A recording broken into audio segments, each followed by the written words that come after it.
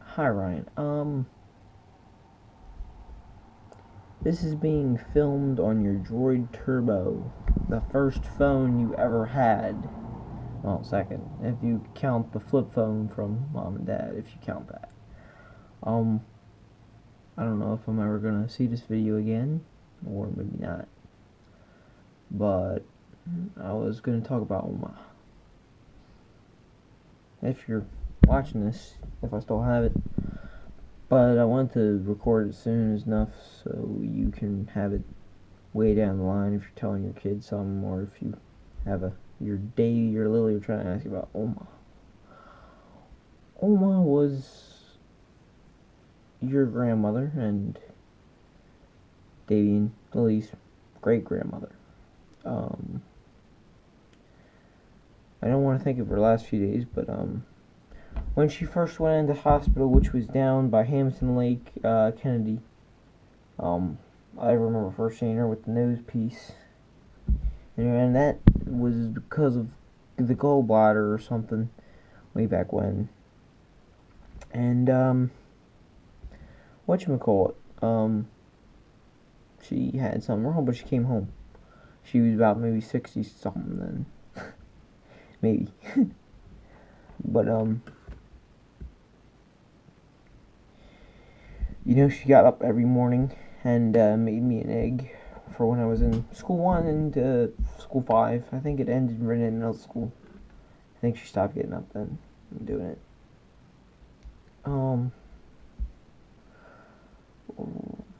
My mom always said that she was planning on going. She always said she didn't want to be here. She said, "Oh, I always told her she's gonna live to 100." And she said, "No, I hope I'm be so long gone by then." We always said old Pa was having too much of a fun time up in heaven, where he didn't want her up there yet.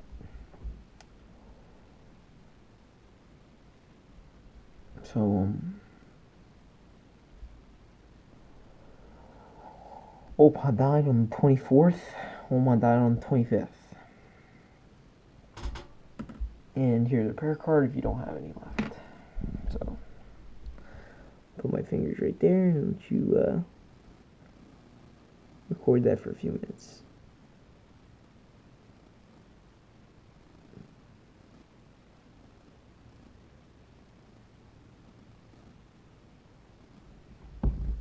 Okay. So let's get down to the last few days. Thursday, he came home from school. She was laying on the couch. He said, "You be sure home? Oh, you be sure here to help me." And I said, "Sure, I'm always here to help you." So I didn't help her. I went upstairs and I crawled up here and went to sleep or something. Later that night, I was down on the couch watching TV as usual, probably like Cartoon Network or Comedy Central or something. Just sitting there, and for the last few weeks, like, if you're sitting there looking at TV, she's on the 2-seater couch over there, and she's just staring at her door. Just staring.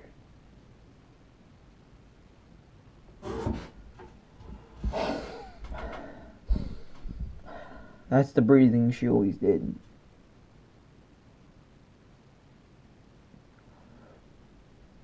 I'm trying to think of what else to say before I get to the 2 last days. I really need some water for this. Oh, hold on 1 second, Ryan. Let me record this video again for long enough. Because if I get enough water. I have a little bit of water. Always left empty bottles around in your room, you know. I can just get enough out to wet my mouth.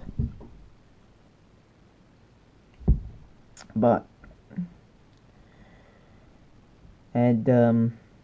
At Oma's birthday party, at her birthday, she said, "Oh, you shouldn't have got me a car. I won't be here next year." And she was right. She wasn't.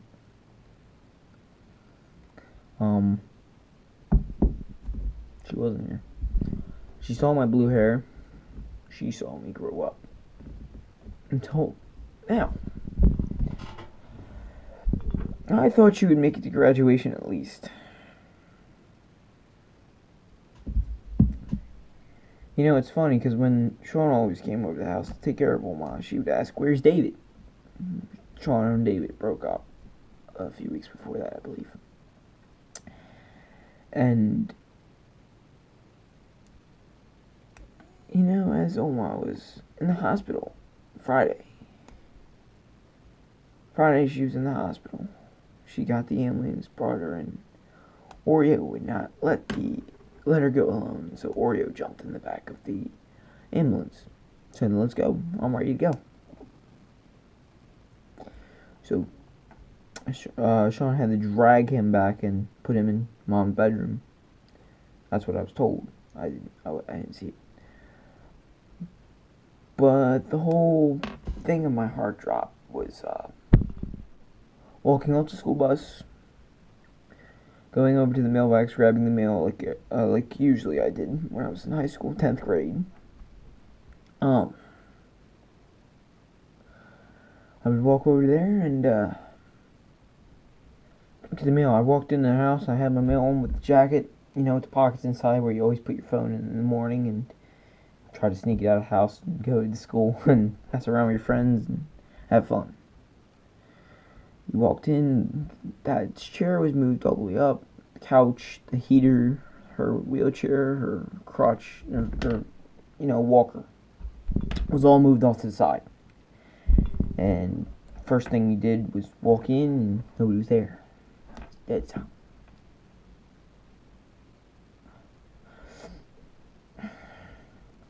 It was just on the weekend.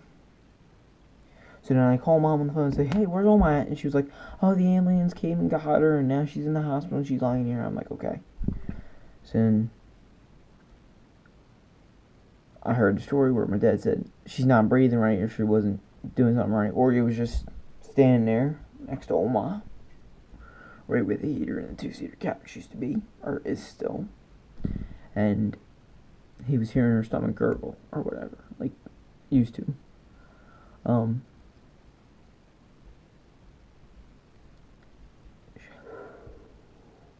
Try not to let the video run out of video, but she was basically told, my dad told her to get home because he thought it was my time, but well, he was right. Like every time he went in the hospital, she said, "I think Oma's done," but he wasn't right. It was the time. This time he was right. So I went to see her Saturday because Mom said you might want to come up here, and so I did. I went up there and hold on, I'm gonna go get a bottle of water. So anyway, where I was going off was the day we went to go see her, where Mom said that we had to come up there and you might want to say hi to her. Well, we went up there that day, that morning, or no, that afternoon, actually. It was a gray afternoon. I mean, we went up to Virtua. Me and Dad were just talking in the truck. The Dodger, the Ram, 2013 brown poop color truck. I get up there and we go up the elevator, and you know, I'm just starting to like think to myself like, "Oh shit, this is it." And I walk in there, and there she is again with the nose piece. She's got oxygen in, and there's Tammy. No.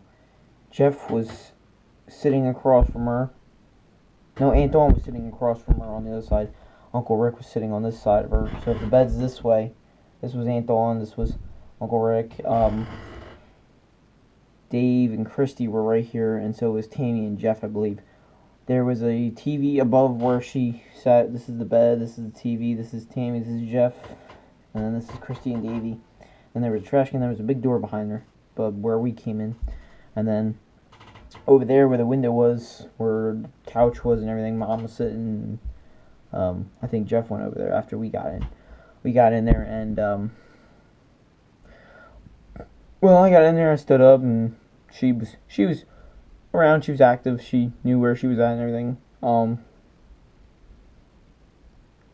And I sat down on the stool, and then she asked, "Oh, who was these two?" And then Anton got up and walked over to the couch and was sitting on the couch. So I got up and I was going to sit over by Oma, just for a little while. And she says, "Who this?" And she's like, "That's Daniel, and this is Ryan." I'm like, and then my dad was like, before that, my dad said, "Ryan, talk to her." And I was like, "Oma, it's me, Ryan." And then she was like, she looked at me with those.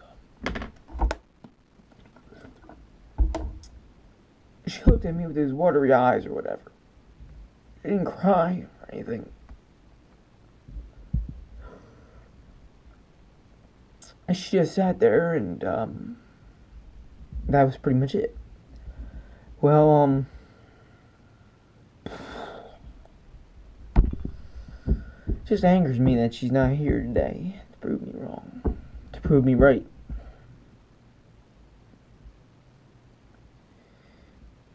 So I sat next to her for the longest time, and Dad sits on the couch, and I'm like, okay. I just sat there looking at Oma for the longest time. Her little hands. You know, her hands were always veiny and bony. Very veiny and bony.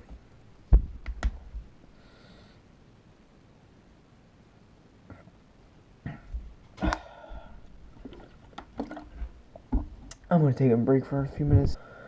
So as I was saying, while I was right next to Oma, so my dad says we're getting ready to leave, and I say, "Goodbye, Oma," and she doesn't do nothing, so we go home.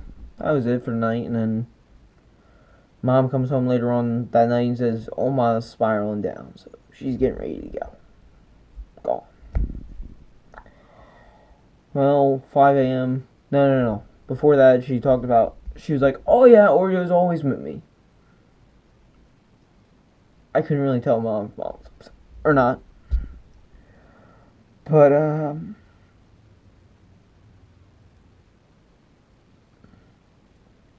it happened. The second day, she's going up there that morning. We go up there with Mom. Well, not in the car, but me and Dad started crying in the truck on the way up. Past the way back, past the burger, we just started losing it.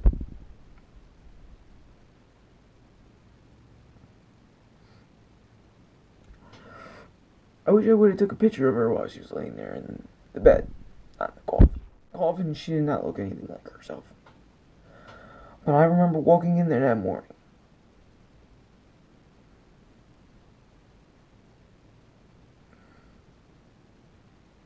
Calling out for Mama, Mama, Mama, Mama. Mama just reaching out. I can just see her hand. I can just see her. I can just see her hands now just reaching out. Grabbing. Uncle Rick was there, and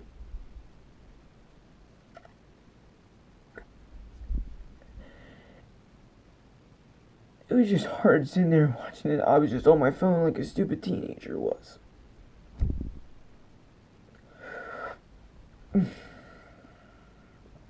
And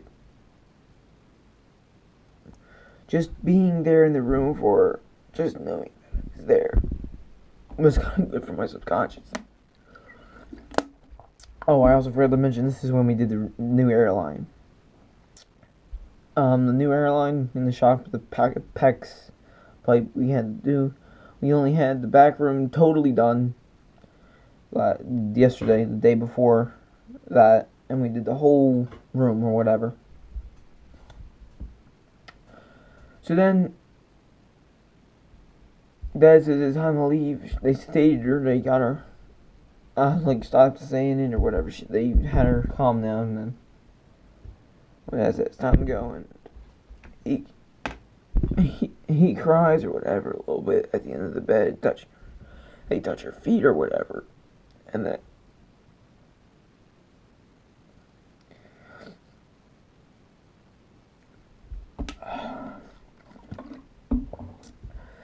then it was time for me to say goodbye. I couldn't. I walked down the hallway. Just walked. Crying.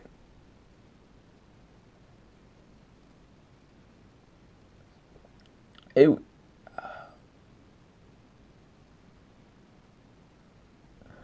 just reliving it over and over again.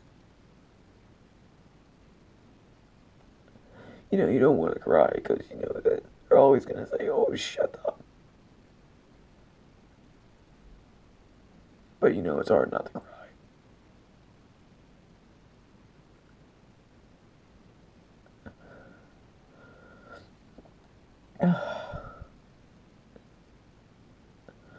So then we left at around maybe 3 o'clock. Oh, Shauna was there that day as well. Shauna was there. She finally got home or something. And she was home, so it was kind of better. She got there, she got to see Oma. Not when she was awake, though. And,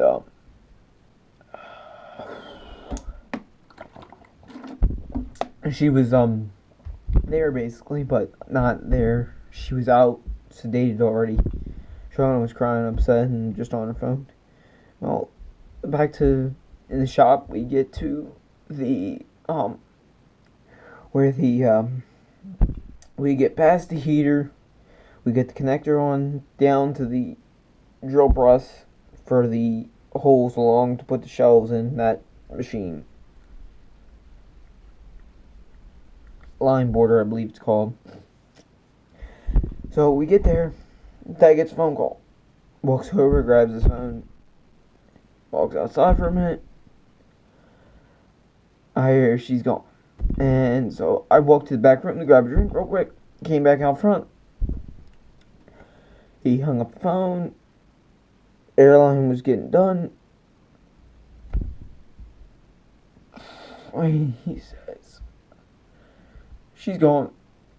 I honestly lost it.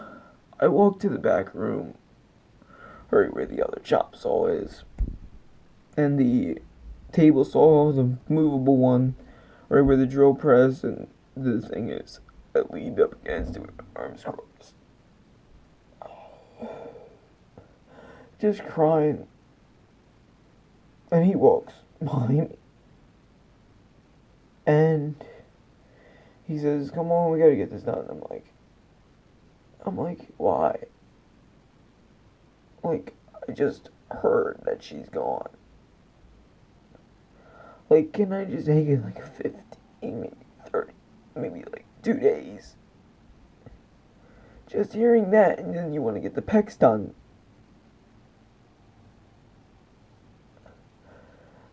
It made me think that he was an asshole at that time, but I don't know, maybe he just wanted to get it done. So we did. We got it ran from the second garage door where we can't get the cars in no more. We ran it from there over to the saw table, and then Mom, Dad, and Mom, Dave, Shauna, Dave, Christy, Tammy, and Uncle Rick and Aunt Dawn all showed up. Dave and Uncle Rick came out to see the PAX line and everything. They didn't seem too bad about it. And then we went inside. I laid on the couch watching TV, just act normal. Everybody's sitting on the table, and then I brought some of my 3D printer stuff down. And I brought it down, and I showed Dave, and Dave was like, oh, that's cool, man, and everything. So then I was like, that's alright. Well, then we started going through the wills and the pictures. We find out Oma's red wedding album book is gone. She shredded all of her pictures. And there was a black container underneath the china cabinet, not the brown one that Oma has. The one over in the corner where Oma used to sit. Mom goes in there. Pictures are gone from there, most of them, and the whole Red Album book is gone. Oma got what she wanted. She shredded all the pictures. I had a picture of Opa still when at the Christmas party. I believe I got rid of it a long time ago, thinking it was just nothing. But I should have kept that picture fully. Even though I did cut it out, I should have kept it. Even though it was someone I didn't know. Well, I put the post, then the funeral came later that week, Thursday. I went there thinking I was going to bawl my eyes out.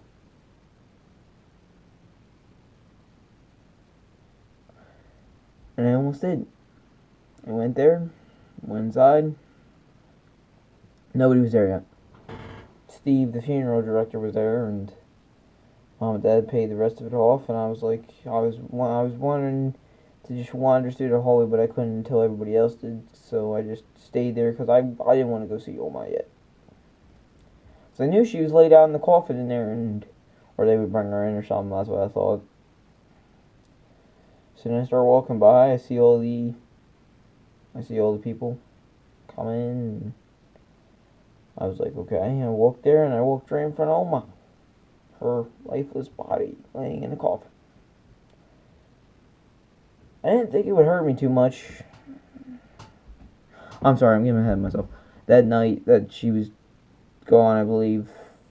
No. Yeah, that night. I wrote a paper for her. There's the original copy. Not the original, but this is the copy of the original that Oma has with her forever now, as Ash in her box.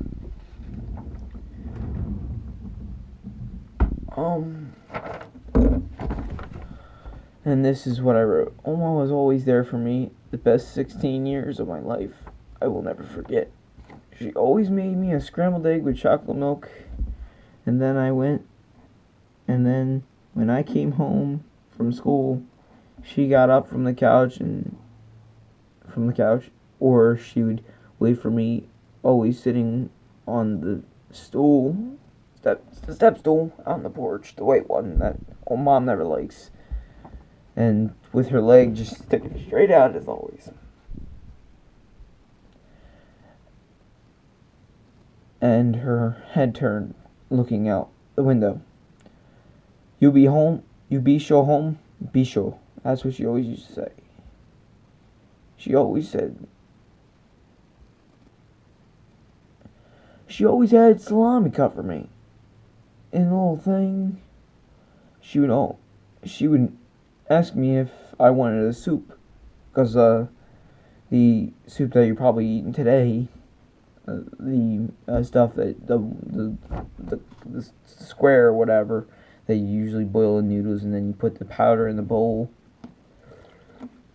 and then you it's like the ramen noodles or whatever, I believe. And then she would always do that, but I'm getting ahead. She would always ask me what a penny was, because she couldn't see nothing. She would ask me, "Is that a penny?" She would be like, "Ryan, is that a penny?" And I would say yes or no, because sometimes it would be a penny, but sometimes it wouldn't. And then she would always ask me to cut her pill in half, because Ryan, I gotta ask you, can you cut my pill in half? She would always walk out, bring the pill thing, and I was like, yeah, sure. It was never a thing to do it. The first things that come to mind about my Oma: can you bring me up a salsa water and ginger ale? She would always stop and say, think of what she was gonna say else, water and ginger ale. You going with us to the walker, to the doctor's? And she would grab my arm and walk. She would Like when we were at Uncle Rick's like Christmas time or barbecue, she'd always grab my arm. Right around here. You know how I usually walk.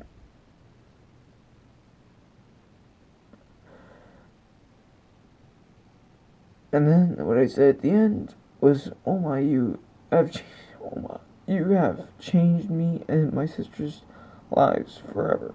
We will never forget you. We always said Opa was having too much fun."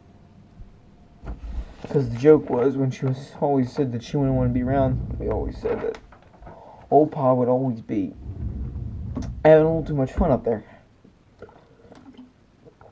Didn't want her up. Yet. The things I hear about Mom trying to figure out what the 25th means, that she died. It's all coincidence, but I don't really see it. It's just a date. 25th, Christmas and Easter. Or no, 20th, Christmas and Thanksgiving. That's the only thing I can really put it. But, I did hear that Mom said that Oma said, and said, "Jeff, beer tastes better." And then, I remember hearing Tuesday night that Mom said that Oma said that she was gonna be with, "I think I'll be with your father now." And then I don't know what night it was, and me and my mom were standing there or whatever, and she said, "I was 19 when the war started, World War II."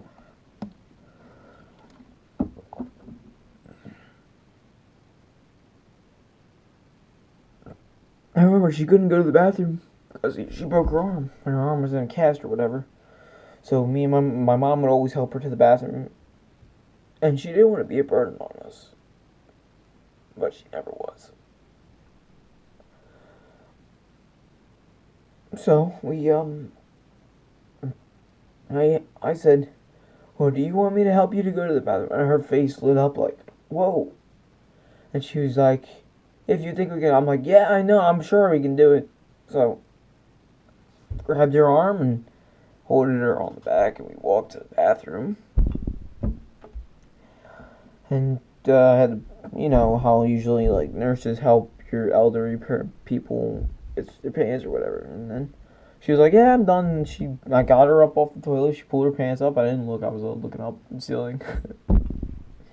And then she's like, "Oh," and I get her back to the chair, and she's like, "Oh, oh."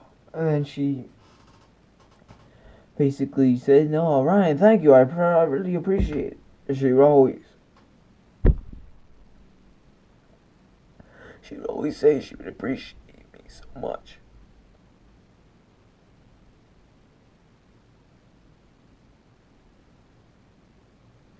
You know, if she ever sees me like this, I swear, she would tell me that, "Oh, shut up." Now where she used to sit, then her dad always does. I don't want him sitting there, but I don't have the guts to say it. I would just want him to sit in his usual spot. He did. All the time. But I guess things change. So, that's all I wanted to tell you, Ryan. Or whoever's ever watching this. I'm probably going to upload this to YouTube so I can have it, and whoever can have it forever. And the reason why I do upload YouTube videos is not to get famous. It's not to make money either. Sometimes I do say it is, but the truth is, in the back of my mind, I always have something set that when I'm dead and gone, like dead, like totally gone, just trying to clarify it, there's something left of me left here on this earth that somebody will always enjoy. My story might help somebody else out, or it might help nobody. If I die early, it's on YouTube. My mom and dad can look at it. Uncle Rick can look at it. Christy, Davy, Lily, Shauna. That's only if I die. And I'm 16. I have my permit right now. I have my 2 Novas. I gotta sand down the whole one because it's not supposed to be in primer for more than 6 months, and it got rusted away. So that's the stuff that I have to say. And I'm sorry this video is so long, but it's what I had to do. It's what I had to say. I can't help to say if it's better than the last video explaining bad news, but this is not a sequel. This is just something so my future self or anybody else who